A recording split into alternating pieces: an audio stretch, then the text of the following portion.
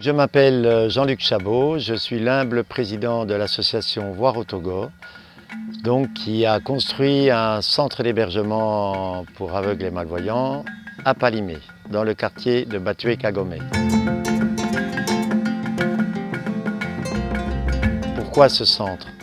Je suis arrivé pour la première fois à Palimé il y a 9 ans et j'ai découvert ces jeunes déficients visuels chez les maisonniers, dans des maisons insalubres, avec des non-douches, des non-sanitaires, c'était assez horrible. Les filles avaient des latrines à 30 mètres de la maison. Vous imaginez, des aveugles et malvoyantes qui allaient sur un petit chemin et qui allaient aux latrines pour se soulager, comme on dit ici. Et je crois que Voir au Togo est né ce jour-là. Je m'appelle Adjoyi Yao, j'ai 29 ans et je suis instituteur. La vie dans des maisons en location était vraiment aussi misérable par rapport aux sanitaires, par rapport à l'alimentation. En 2019, leur projet avait porté de fruits, c'est-à-dire on a eu la création du centre, on avait le rez-de-chaussée qui était prêt à habiter. Là, on nous a demandé, nous qui étaient toujours sur les bancs, si possible d'intégrer le centre. Ce centre est vraiment très moderne et tout est vraiment conforme à la vie des personnes handicapées visuelles. Vous voyez, aujourd'hui, je suis instituteur. Je suis aussi le premier conseiller de l'association association partenaire de VAT, que Jean-Luc Chabot est président. J'ai l'habitude de dire que je suis un produit fini de Cham, parce que j'ai intégré le centre quand j'étais élève. Maintenant, j'ai fini. Et j'ai un emploi, j'ai aussi mon salaire. Ça voudrait dire que je pourrais aussi apporter mon aide pour l'évolution de ce centre. Ça voudrait dire que j'ai été pris comme un produit brut, traité, et maintenant je suis prêt à être consommé.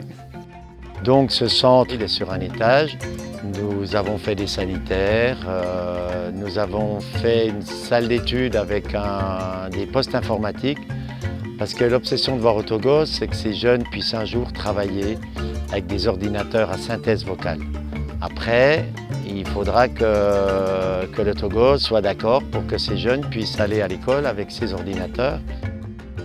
Actuellement, nous accueillons 13 jeunes qui sont scolarisés de la 6e à la terminale dans 2 collèges de Palimé, le collège protestant et le collège polyvalent. Dans ces collèges, ils ont ce qu'on appelle des professeurs de suivi ou des professeurs de soutien. Ce sont des professeurs qui se sont spécialisés dans la déficience visuelle et qui les aident dans les intercours, quand il y a sport par exemple. Moi c'est Komla Rousseau. Mon rôle ici c'est d'appuyer et encadrer les non-voyants, les malvoyants non-voyants. Pour la transcription, les professeurs amènent les devoirs ou bien les interrogations. On met ça pour le moment dans le scanner. Donc lui scanne et puis il envoie ça sur l'écran. Et maintenant sur l'écran, nous on le transcrit en braille. Et en braille maintenant, on le fait sortir par une logiciel qui s'appelle DBT. En première position, ce n'était pas prévu que je vienne au collège. C'est juste une initiative que moi-même j'avais prise sur moi pour pouvoir bien les suivre.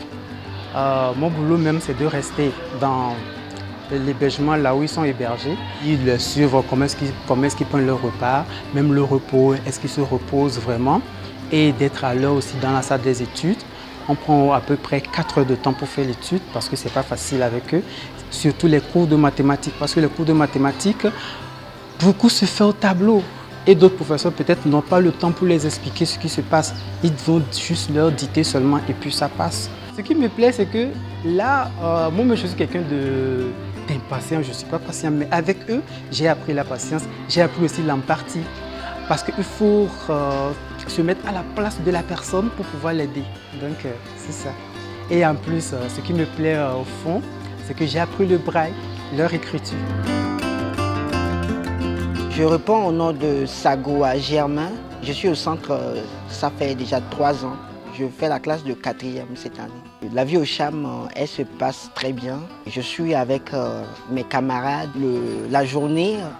Le matin, on va tous à l'école comme tout élève que nous sommes. Après, à midi ou dans l'après-midi, nous revenons. Après le manger, nous nous reposons. Et à 17h, nous nous réveillons pour les études et tout.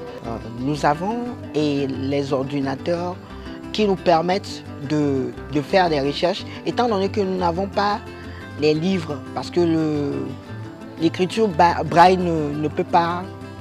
On ne peut pas voir tous les livres en braille, en fait, parce que pour avoir un roman, par exemple, en braille, c'est trop volumineux. Donc, nous avons des cours d'informatique que nous faisons pour nous perfectionner dans l'apprentissage de l'outil informatique. Ces jeunes qui ont gagné en autonomie parce qu'ils ont effectivement tous qui en ont besoin, donc la plupart des cannes blanches. Moi j'ai beaucoup travaillé ces années passées à travailler le déplacement, ce qu'on appelle la locomotion.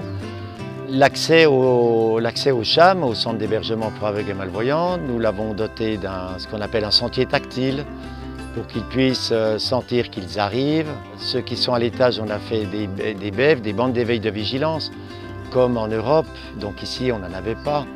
Donc on a vu avec le maçon qui a fait une bande d'éveil de vigilance avec des galets en bas des escaliers et au-dessus. Pour les malvoyants, pour l'accessibilité toujours, vous remarquerez qu'à l'intérieur de ce centre, les murs sont contrastés. Le sol est rouge, le bas des murs sont bleus, le dessus est blanc et les interrupteurs sont blancs. Tout est contrasté pour que le malvoyant, ça lui saute aux yeux, si je puis dire ainsi. Je m'appelle Pariou Mindenesso, j'ai 35 ans et je suis instituteur de métier. Je finissais à peine ma formation en droit quand j'ai appris que l'association française Va voir au Togo, créée par Jean-Luc Chabot, a mis en place un centre ici à Palimé qui héberge les personnes handicapées de la vue, puisque moi aussi j'ai fait la même ville. Mais quand nous on était ici, ce qu'on louait en famille avec parfois tous les déshydratats, des problèmes de logement, des problèmes de restauration, de déplacement et d'accessibilité. Et j'ai trouvé que c'était un challenge idéal pour moi d'être ici, d'aider mes petits frères dans l'encadrement pour les études. Nous avons des nouvelles des anciens au tout début du CHAM qui aujourd'hui ont passé des licences d'histoire, de sciences de l'art, qui vont passer en fin d'année des concours à l'INSE, qui est l'Institut national des sciences de l'éducation, pour être enseignant. On a le cas plus présent de Romuald qui a eu son bac l'an passé et qui est dans une école d'informatique ici à Palimé, qui s'appelle DTech Group. Et donc il va faire une formation en transport logistique, informatique. Donc voir au Togo, donc assume son inscription et c'est toute sa scolarité. Et donc Romuald peut venir toujours profiter de l'hébergement du CHAM. Ce que je leur souhaite, vous savez, le monde aujourd'hui ne fait pas de pitié. Surtout quand on porte un handicap, une déficience visuelle ou tout type de handicap au Togo. Le handicap, en fait, obscurcit le talent que vous avez en vous dans le regard de ceux qui ne connaissent pas le handicap. Il est primordial d'évoluer dans les études, de se donner à un talent qu'ils ont en eux, de le développer et de chercher à en être le meilleur. C'est comme ça qu'ils peuvent tirer leur épingle du jeu. Ce que j'espère, c'est que d'abord, eux-mêmes aussi doivent comprendre que être non-voyant ou malvoyant n'est pas la fin de la vie. D'abord, ça eux-mêmes de se donner d'espoir que tout peut changer d'abord et que si ils ne commencent pas à travailler et qu'avec l'aide peut-être de l'État et des autres, des donateurs, ceux qui veulent bien, parce que bon, la majorité aussi des non-voyants sortent des familles pauvres, mais leur matériel de travail est très cher. Donc ce qui fait que les familles n'arrivent pas à soutenir les malvoyants ou non-voyants à suivre les études comme il faut. Mon rêve était de devenir un prof du lycée ou du collège, dispenser des cours d'histoire. Mais comme je n'ai pas eu la chance de continuer les études à l'université, je pourrais dire que mon rêve s'est réalisé en quelque sorte. Même si je ne suis pas devenu un prof, mais je suis devenu un enseignant quand même. enseigne le cours primaire. Oui. Et vous pensez bien que Voir au Togo ne va pas rester ici encore des décennies. Nous voudrions que l'association partenaire SAID, Service d'éducation intégrée des déficients sensoriels, soit autonome. Donc pour ce faire, nous avons créé des AGR. Et à côté de la case Voir au Togo, nous avons construit 2 cases que nous louons à l'année, qui donc rapportent de l'argent, qui vient un petit peu en diminution aux frais du CHAM, c'est-à-dire à l'alimentation des jeunes, aux soins hospitaliers, au transport des EM.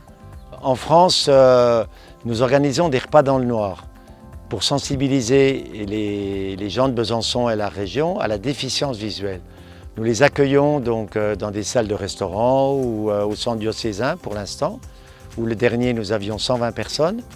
Nous les amenons en technique de guide à table, donc ils sont en position d'aveugle et ils mangent en aveugle. Nous parlons de Voir au Togo parce que le but, nous, c'est d'avoir de plus d'adhérents et des parrains-marraines. Et ce qu'on voudrait, c'est fidéliser des parrains-marraines pour pouvoir pérenniser ce centre d'hébergement.